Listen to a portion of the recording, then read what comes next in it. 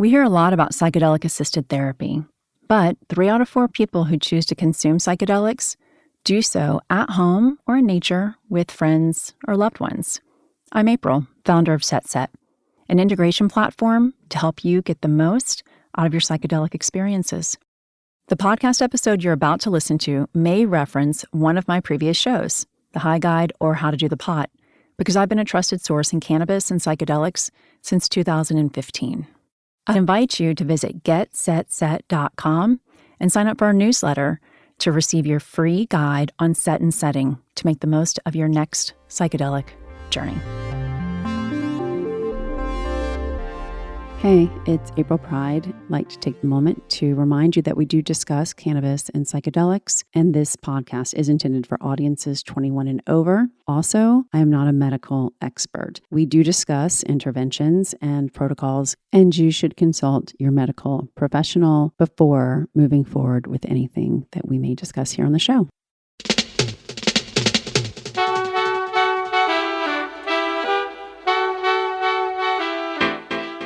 Hi, everyone. Today, we're going to talk about a perennial question when it comes to taking psychedelics, getting the correct dose. We're focusing on psilocybin today, and in addition to some dose talk, we're also going to get into strain selection. The variety is to equip you with all the knowledge you need to embark on a safe and enlightening mushroom journey tailored exactly to you. The answer to the question, what's the correct dose, isn't a number of grams. The right answer is it depends. What you're looking to get out of the experience is going to be the most important driver. Are you hoping to experience ego death? Are you looking for a museum dose? Or are you experimenting with a workday microdose? Because that's going to be a very different dose for each of those 3 scenarios. And strain potency is another factor in deciding on your dose. On this podcast, when we've talked about the most common magic mushroom species, psilocybin cubensis, at some point, I think I always end up saying the phrase, a cube is a cube, unless it's penis envy. If you're new to the show, penis envy is the name of the psilocybin cubensis strain, or variety, by the way. The point is, if you're eating a mushroom within the psilocybin cubensis family, all the potency levels are pretty much the same except for penis envy, which boasts 3 to 4 times the potency, which means it could be a good idea to reduce your dose by at least 2/3 if you're trying to match past psilocybin experiences with different psilocybin cubensis strains. The rest of the episode has tons more good info to help you decide on a dose, but stick around until the end when I'll share one more tip I just learned about psilocybin dosing that really changed my thinking about how I dose my mushrooms. And a quick heads up for our listeners, the recording you're about to listen to has a different sound quality.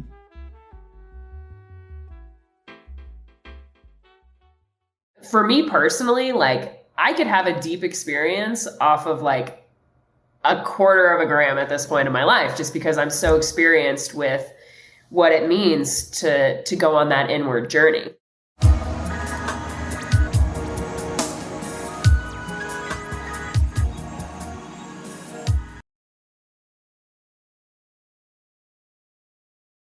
Do you ever struggle with the first step in your psychedelic journey? Finding psychedelics. Today we'll review how to source psilocybin mushrooms specifically, including choosing the right shroom strain and dose. We start every episode with our word of the week and end every episode with trip tips. And after I sign off, keep listening because we'll close out each episode this season with a 10-minute excerpt from the High Guide's Psyched audio series last season. Produced in partnership with Patchworks, these exclusive soundscapes are 30 to 60-minute guided psychedelic audio journeys.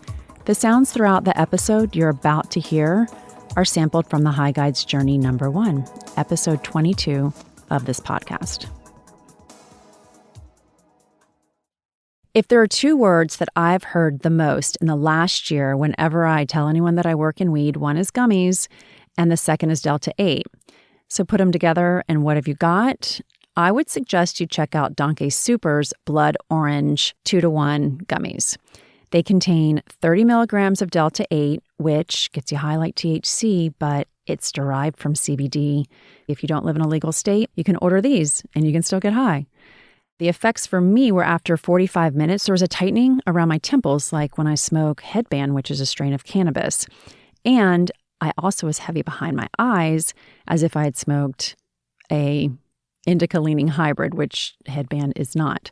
So it was a really, really cool high and allowed both my body and my mind to relax. I would suggest this gummy on Friday night if you want to forget the week, but you don't want to wake up with anxiety the next morning because you had too much to drink. Go to donkeysuper.co and check out their gummies, their Delta 8 gummies or D8 gummies, and enter code GUIDE at checkout for 20% off your purchase. If you haven't listened to our 10-minute episode number 40 on psilocybin, please go back and check it out. In that episode, we learned that psilocybin is a naturally occurring compound found in hundreds of species of psilocybin cubensis, or shrooms, around the world.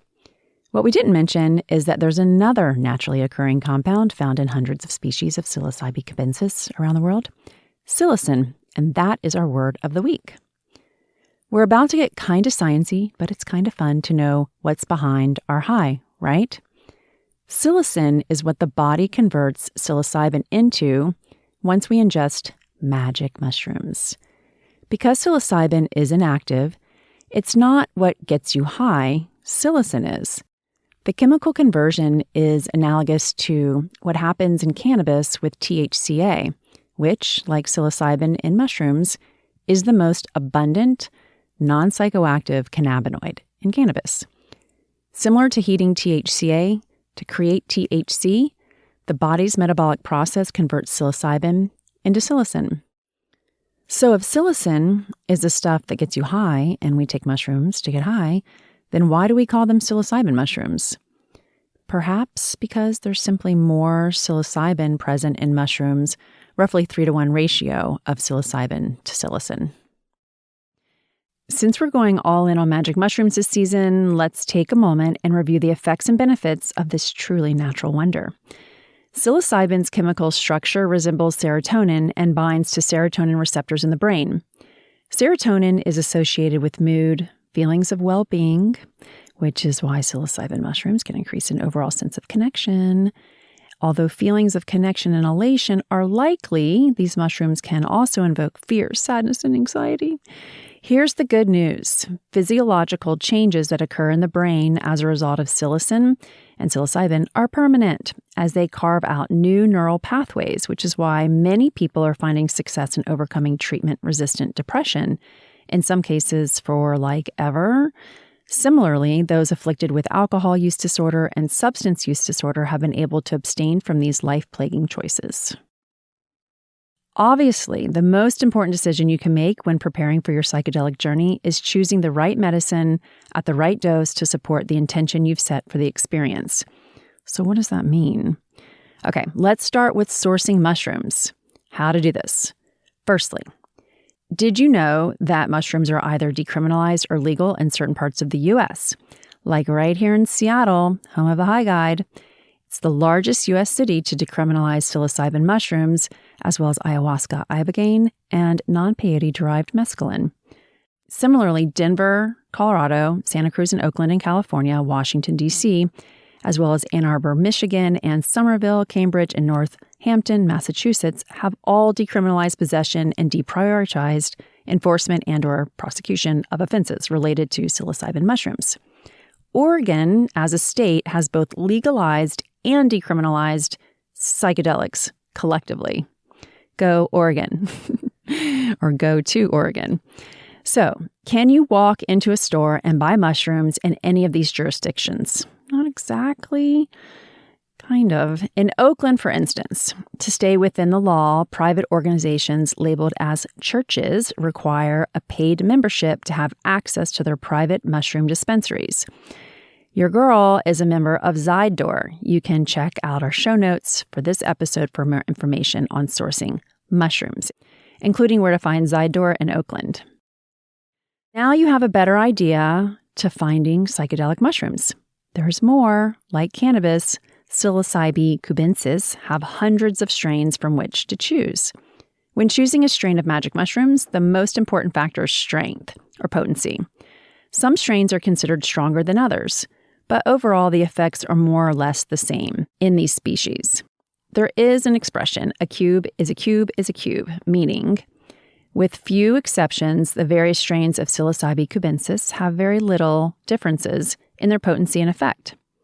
On this episode, we're going to discuss only 2 strains, Golden Teacher and Albino Penis Envy. Just because I wanted to say the last one. No, I'm just kidding. It's also called Ape, which is what I'm going to refer to it pretty much for the rest of the show. So why did I choose these 2? Golden Teacher is, as I like to say, Fisher-Price my first mushroom trip type of strain. And Ape, at 3 to 4 times Golden Teacher or GT's potency, is favored by well-traveled trippers. And I see you out there in the audience, those of you who like to get high AF, and will make sure you're just as taken care of as our listeners who are just setting out on their psychedelic journey. Obviously, the most direct way to intensify a mushroom trip is to choose one of the most potent mushroom strains, like Albino Penis Envy. But before we go there, Natasha shares her thoughts on Golden Teacher. I feel like the Golden Teachers are like the tried and true. They can have more of like a visual feeling euphoric, spiritually in tune. Golden Teacher, also known as Golden Emperor, is perhaps the most well-known Psilocybin cubensis strain.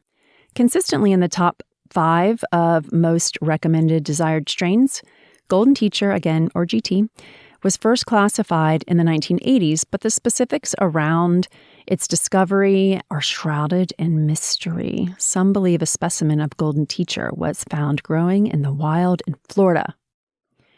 Often referred to as GT, this strain's golden moniker is inspired by its bell-shaped caps that resemble tanned, leather-like skin atop medium to large size fruiting bodies. That's what we call these whole mushrooms. They are whole fruit bodies.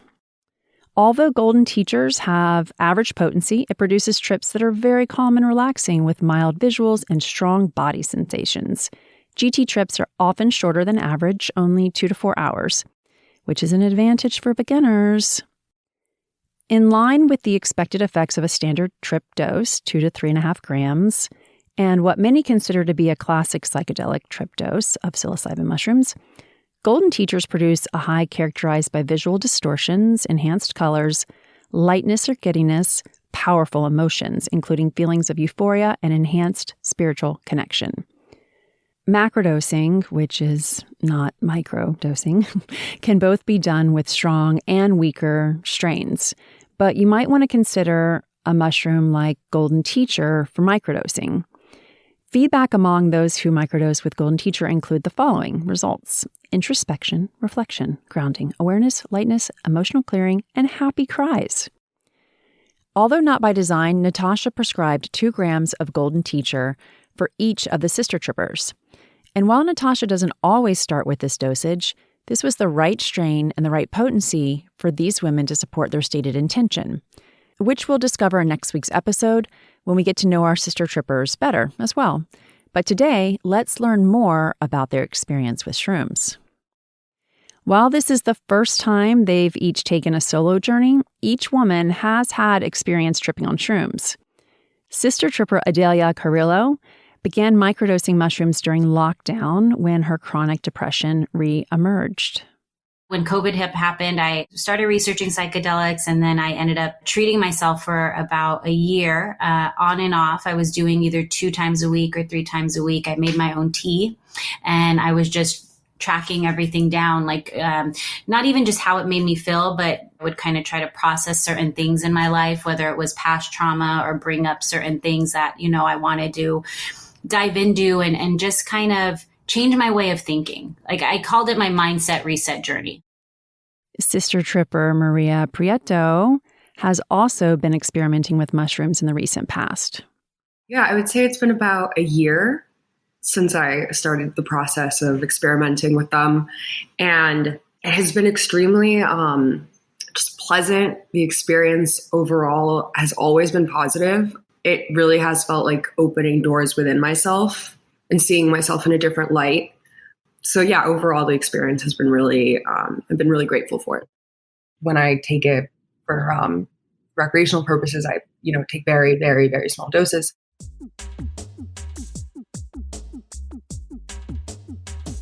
The number one question that I get when it comes to psilocybin is, hey, April, where do I get it? And now you know of likeminds.co. The number two question, though, is, hey, April, how much should I take so that I can feel it, but I don't feel too much? Well, Of Like Minds museum dose capsule is 3/4 of a gram. And let me tell you, the reviews are in. It's the perfect way and the perfect dose to enjoy psilocybin in public and definitely with friends. But do not confuse the Of Like Minds museum dose capsule with any other psilocybin capsule you may find, because our capsules, they contain not whole fruit bodies that have been ground and put into a gel cap, but concentrated water-soluble extracted psilocybin. This matters because it means the capsules are smaller and all of the stuff that could upset your stomach, that's been taken out. So now that you know it's easy to swallow, no stomach upset, now what do? Once you've consumed an Of Like Minds museum dose capsule, well, check out our website where you can purchase Guide to Psilocybin on the Museum Dose. It's a PDF download that comes, if you live in Seattle, with Gift of Like Minds, which is 6 museum dose capsules.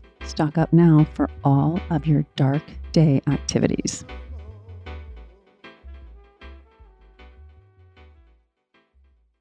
Like Maria, Sister Tripper, Lalynn St. Just keeps her dose manageable.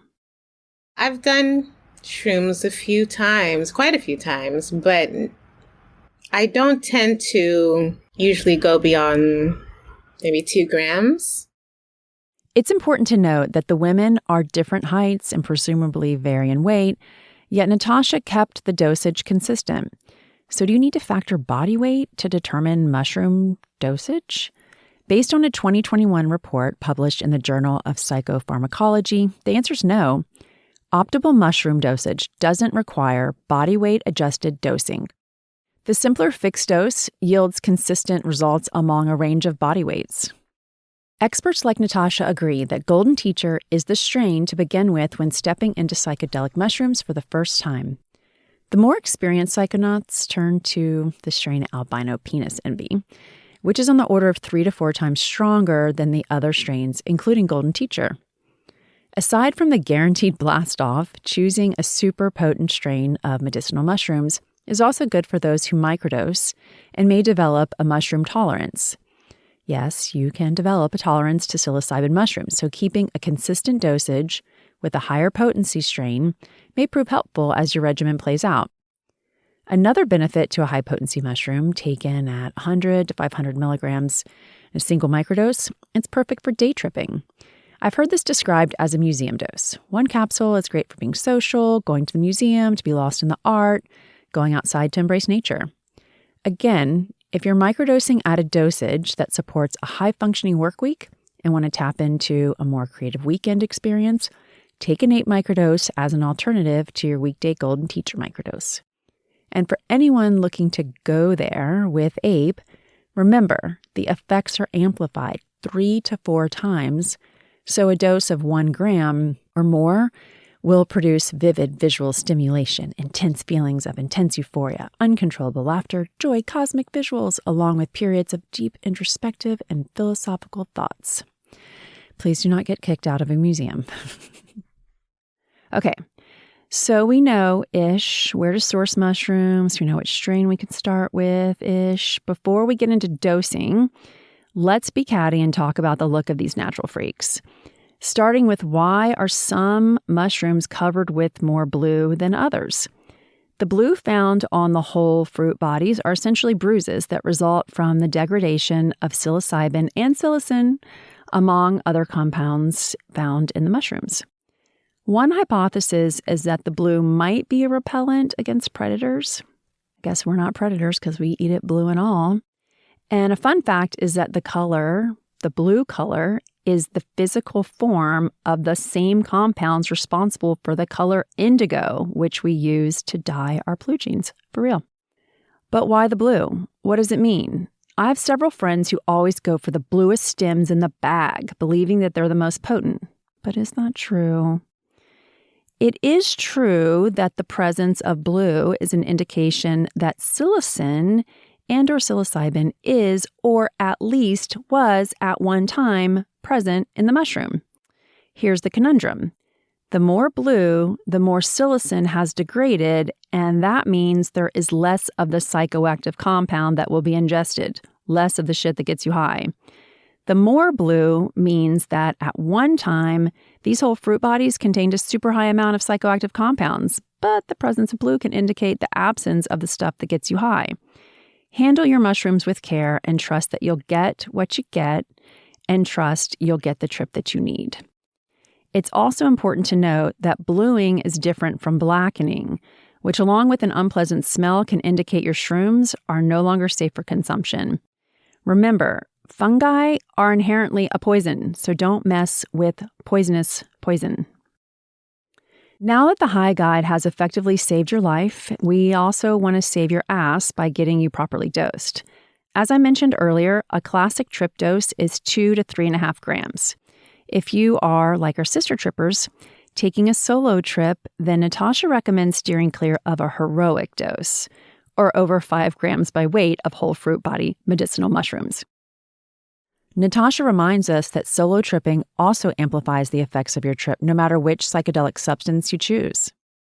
When you take the sensory out, like you're not in a group, you're not talking, you're not trying to keep your shit together, right? When you're like out and about doing whatever it is in this instance, when you take that attention and you turn it inwards, the dose becomes a lot more potent because all there is you. This is an important point. When choosing to journey on your own, the dose itself may feel more potent because there are no distractions. Yet another way to intensify a mushroom trip, remove stimuli. Although I would not forgo an audio experience to complement the medicine, not into going it alone, but into intensifying your mushroom trip, Natasha instructs all in on lemon teching. If you want to see what it looks like to keep your dose and increase the potency, have you ever lemon teched before? No. Essentially what that is you grind up the psilocybin and you add like full lemon juice to it and you let it sit for 15 minutes.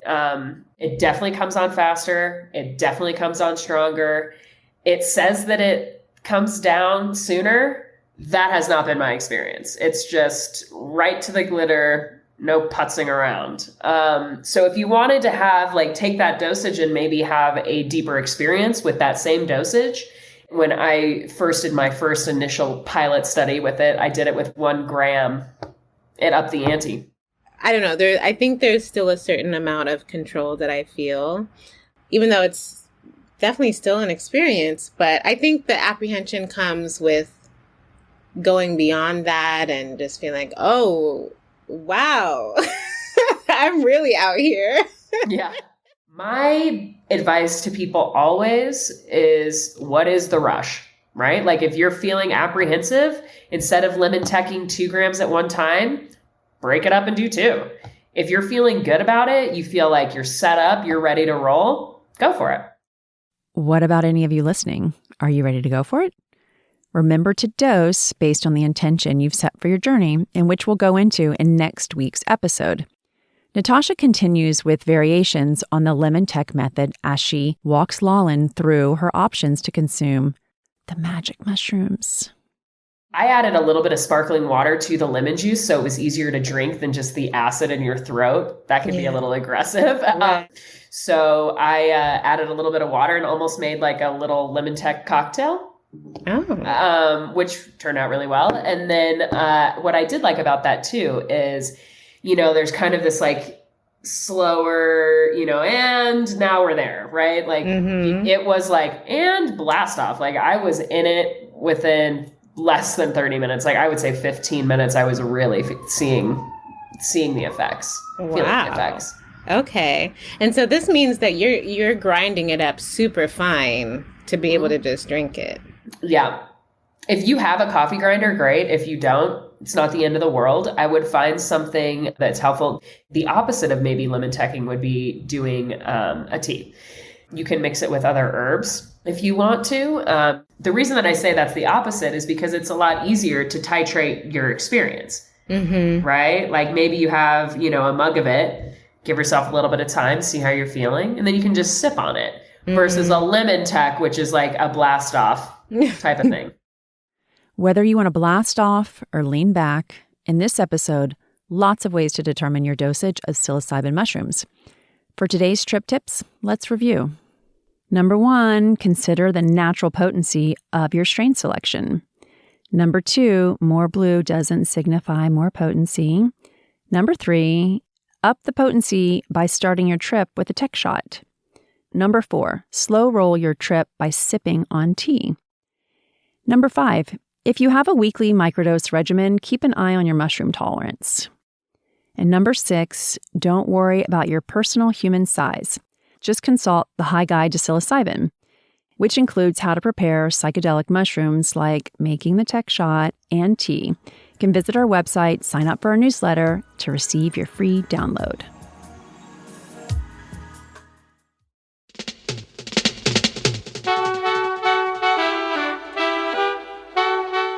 Before I send you off in the wild to dose your magic mushrooms, I have one more piece of dosing knowledge to drop. I can't believe I didn't know this one before. The pathway psilocybin acts on will only receive more serotonin in the first 90 minutes after you take your first dose. That means you should dose your shrooms, take everything that you plan to take within 90 minutes. So if you want to take a minimum dose, you're considering wait 45 minutes, set a timer, see how you're feeling when it goes off. Decide if you're going to take a boost. And then set that timer again to go off after another 45 minutes and determine if you're going to take any more psilocybin for the rest of your journey to be safe, because that 90-minute mark is the last time to dose. Learning that little bit of knowledge really shifted so much for me about being prescriptive with my dose and not just chew on mushrooms all day, right? And gave me some good new practices about being intentional with a timer.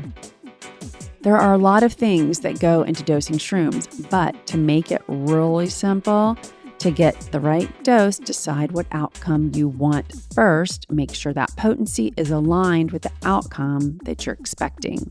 And set that timer.